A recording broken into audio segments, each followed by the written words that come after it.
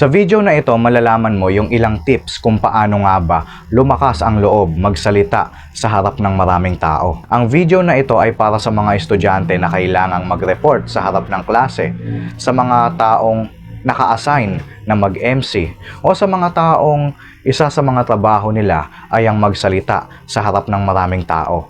Kung isa ka man sa mga yon, para sa'yo ang video na ito. Marami kasi sa atin ang kinakabahan magsalita sa harap ng maraming tao. Hindi naman natin may iwasan yan. Ganyan din naman ako dati. Siyempre, bilang teacher, kailangan kong gumawa ng paraan para kahit papaano mawala yung kaba ko, o kahit papaano lumakas yung loob kong magsalita sa harap ng maraming tao. Kaya ikaw, kung gusto mong lumakas ang loob mo, panoorin mo itong video na ito hanggang dulo at sinisigurado ko sa'yo na may matututuhan ka rito. Okay, simulan na natin. Isa sa mga dapat mong alalahanin para lumakas ang loob mo sa public speaking, huwag kang matakot na magkamali. Kaya ka siguro kinakabahan o natatakot sa public speaking kasi natatakot kang magkamali. At isa sa mga pagkakamali na kinatatakutan mo ay yung mautal, mabulol, magkamali ng grammar, pumiyok, at higit sa lahat, mablangko. Pag-usapan natin sila isa-isa. Yung mautal at mabulol, napakaliit na bagay lang naman yan. Nakakatawang bagay yan pero hindi naman yan nakakahiya.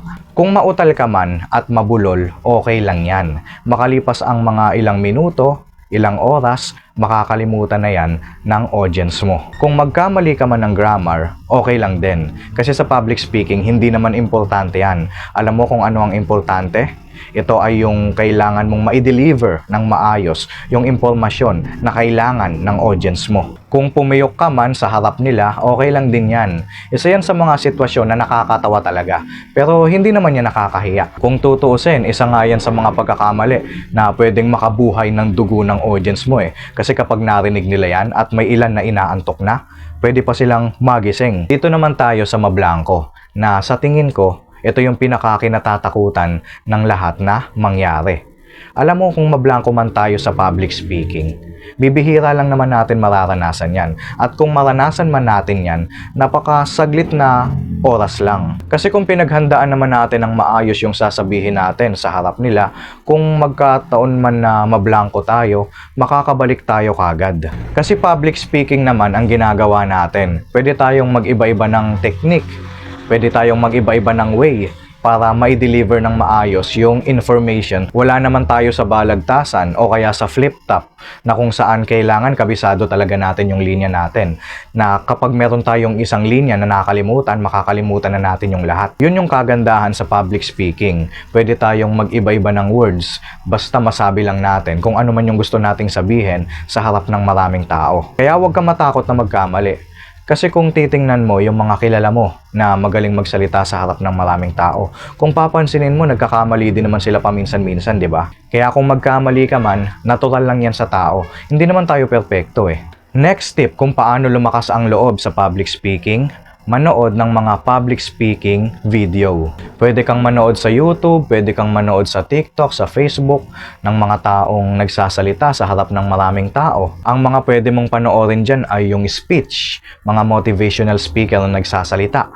Pati na rin yung storytelling, kung saan makakakita ka ng mga guro na nagkukwento sa harap ng mga bata, mga stand-up comedian, bukod sa natututo ka na, nakakakuha ka ng idea galing sa kanila, natatawa ka pa. Pwede ka ring matuto sa mga host o mga MC sa TV na napapanood mo. Pwede mo ring isipin yung mga classmate mo, mga kakilala mo, mga kaibigan mo na naranasan na nilang magsalita sa harap ng maraming tao. Sa ganyang paraan kasi, makakakuha ka ng idea sa kanila. May natututuhan ka rin sa kanila.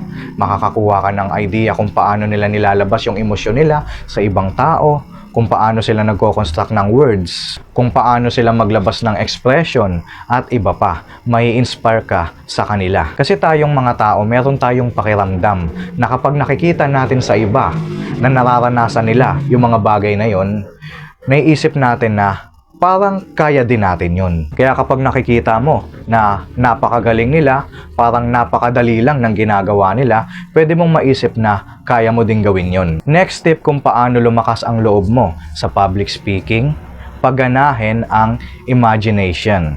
Isipin mo na nagsasalita ka na sa harap ng maraming tao. Dahil meron kang nakatakdang oras kung saan magsasalita ka sa harap ng maraming tao, bago dumating yung time na yon, isipin mo na or imaginein mo na nagsasalita ka sa harap nila. Kumbaga parang nagpa-practice ka na din.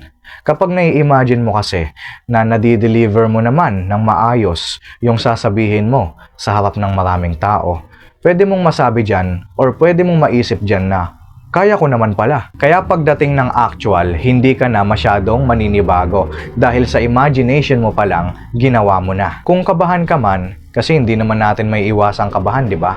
Yung kaba na mararamdaman mo dyan ay kaba ng excitement.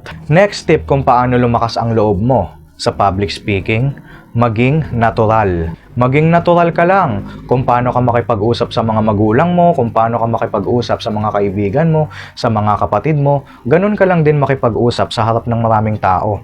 Hindi mo naman kailangang i-pressure yung sarili mo dyan eh. Wala ka namang sinasalihang kompetisyon na kailangan pagalingan kayong magsalita. Ngayon, paano ka magiging natural? Huwag mong isipin na kailangan maganda yung words ko. Huwag mong isipin na kailangan maganda yung facial expression ko. Kailangan, hindi ako magkamali. Yung mga ganyang bagay, huwag mong isipin yan. Yes, nagsasalita ka sa harap ng maraming tao.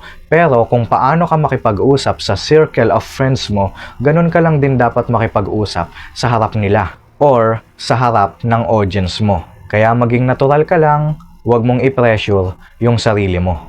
Next tip kung paano lumakas ang loob sa public speaking, galingan at ibigay lang kung ano yung kaya mong gawin. Ngayon, paano mo gagalingan at ibibigay kung ano yung kaya mong gawin? Siyempre, mag-prepare ka, maghanda ka. Maghanda ka ng damit na isusuot mo na makikita ng audience mo. Kailangan sa damit mo na yan, sa outfit mo na yan, mararamdaman mo talaga yung confidence na feeling mo kaya mong gawin lahat. Ihanda mo rin yung mga gamit mo, yung script, yung visual aid mo, yung mic na gagamitin mo. Matulog ng sapat na oras sa gabi para maayos na mag-function yung utak mo, kumain ng mga masusustansyang pagkain para kung ano man yung mga knowledge na nalaman mo sa paghahanda mo, madali siyang ma-retain. Or matagal siyang ma-retain, hindi siya mabilis mawala. Paano mo pa ibibigay kung ano man yung kaya mong gawin? Huwag makipagkumpetensya. Pwede kang ma-inspire sa iba, pero huwag kang makipagkumpetensya.